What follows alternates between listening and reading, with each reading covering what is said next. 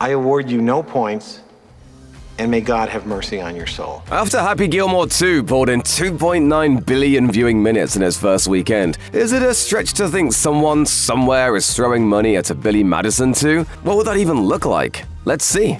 You blew it!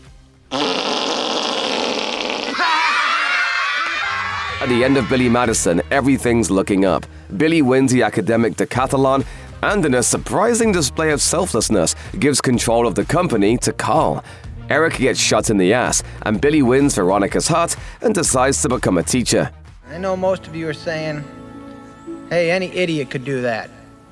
Well, it was tough for me, so back off! It's a nice way to wrap things up, but there's no way Billy Madison's happy ending worked out in the long run. Not for this guy. Stop looking at me, Swan! So for starters, Billy Madison 2 would frame its modern story with a few scenes recapping the first movie and telling audiences what happened in the intervening years. That story would be told through an elaborate puppet stage show, operated and voiced by Billy, in front of the whole school board as he applies for a position on the teaching staff a few years after the decathlon. His job interview would be met with overwhelming rejection by the school board and a degrading speech about how it was the worst job application they've ever heard. Okay, a simple wrong would have done just fine, but After an uncomfortably long montage of people becoming puppets for a string of consecutive stories spanning 30 years, the sequence ends with the present-day 50-year-old Billy standing up from behind the puppet stage in an expensive suit and saying, "And that's how I became CEO of Madison Hotels." At the fancy business dinner, Japanese businessmen applaud uncomfortably and ask about the upcoming merger. Billy replies, Shut up! Carl eventually retired, and Billy finally took over his father's multinational hotel company. He's older, obviously, and his new responsibilities have made him more grounded, more mature. You could say he finally tied his boots tight and stepped up to be the man his late father always wanted him to be. Rest in peace, Darren McGavin. But something's missing in his life. There's an emptiness that all the money in the world hasn't been able to fill. He's lost friends, rest in peace Norm Macdonald, and he's lost his sense of purpose. There aren't even a lot of jokes at this point in the movie, and the audience is starting to get uncomfortable at how depressing it all is. Is there even a place for Billy Madison in this modern, joyless world? For the love of God, cherish it. Just when you're thinking of walking out the theater, Billy has a chance encounter at a subway with his old first-grade teacher, Miss Lippy. They sit at a table in the back to talk, which reminds him of the story of the puppy who lost his way. That's when he has the idea that gets the movie rolling. He's going to start a program where underprivileged schoolchildren of all ages can fast-track their education by spending a week in every grade, just like he did. I am the smartest man alive! It's the dumbest idea in the world. It doesn't even make sense. But he's rich and makes it happen for most of the second act of the story. He assembles about a dozen kids and mentors them all through the plot of Billy Madison. It's called the Madison Lost Puppies Learn Good Initiative, and once they make it through all the grades, the plan is for them to get diplomas and go out in the world to get jobs. Wow. Good news for me.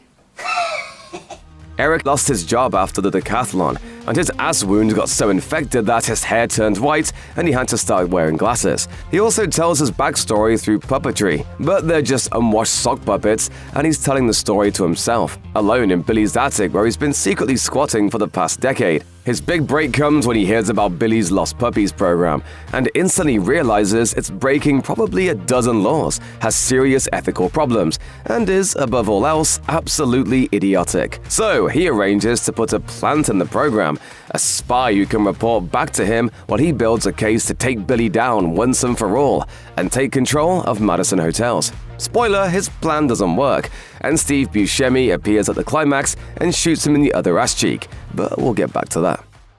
No milk will ever be our milk. ooh, that wasn't very nice. Where's Veronica Vaughn during all this? Her love story with Billy didn't work out because Bridget Wilson retired from acting in 2008. So as sad as it is to say, Veronica is almost definitely out of the picture. Although Billy still keeps a photo of her on his nightstand and pines for what could have been. So you can have a stupid party every time he passes a grade?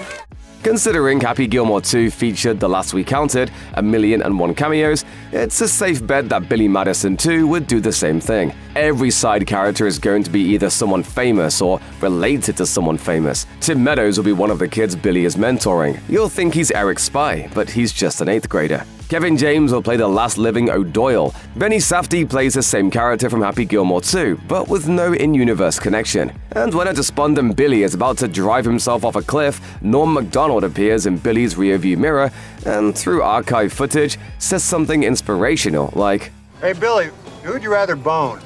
Meg Ryan or Jack Nicholson?" But then, in between them, Veronica will show up and gently remind Billy that he needs to be true to himself. There will be parts for Sandler's daughters, his wife, and his cousin. Some of the children in the program will be producers' kids. Associate choreographer Abigail Simon's sister's boyfriend will drop the banana peel that sends Kevin James plummeting to his death. So keep an eye out for that video in 5 years, or whatever, or never, who knows. Man, I'm glad I called that guy. At its core, an Adam Sandler sequel is gonna have the same formula as the original. Both Happy Gilmores are about him reluctantly joining a golf tournament because he needed money for something important, and both Billy Madisons will climax in a battle of dull wits for control of Madison hotels. By this point, Eric's racked up a whole host of violations Billy is committing with the program, and he gives Billy an ultimatum: give Eric the company or go to prison. That's when Billy has a light bulb moment. He challenges Eric to a business, economics, and hotelier decathlon. Just Eric and Billy in a head-to-head competition based on hotel stuff. They change bed sheets, they haggle with zoning committees, they cook something again, because why not? But Billy isn't cut out for any of this. As the events get harder, Eric's lead grows, and doubts creep into Billy's head. Billy finally reaches the bottom and understands what Veronica was trying to tell him the whole time. Now you're all in big trouble. The original pentathlon was about making his father proud and getting Veronica to like him. Taking over Madison hotels was about his father's legacy. He's done everything in his life for other people. So he finally realizes that he needs to learn to be true to himself. And himself is a caring yet dim-witted party boy who just wants to have a good time. He needs to willingly abandon any shred of maturity and, in the film's climax, become Billy Madison again. Now carefree, confident, and inebriated, Billy takes another run at the competition. He beats Eric in the final challenge, telling a moralistic tale through puppets. Billy chooses a story about a puppy who finds his way. The music swells, Miss Lippy in the audience smiles, and this PG-13 movie drops its allotted F-bomb.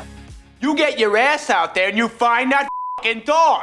Under Billy's new style of management, it's a brave new world at Madison hotels. Every day is Casual Friday. There's a keg for every cubicle. One of the 3rd graders from earlier in the movie is put in charge of redecorating the offices, and he has ideas, let us tell you. Even Eric has a change of heart, and as he gives Billy a big brotherly hug, that's when Steve Buscemi appears and shoots him in the ass again. That's it, the end. There's no deeper message about perseverance or overcoming the odds. It's just about being sort of happy and maybe finding a bit of joy with who you are in a messed up world. If anyone can champion that message, it's Billy Madison. You know what? I'd watch that. Speak for yourself, moron.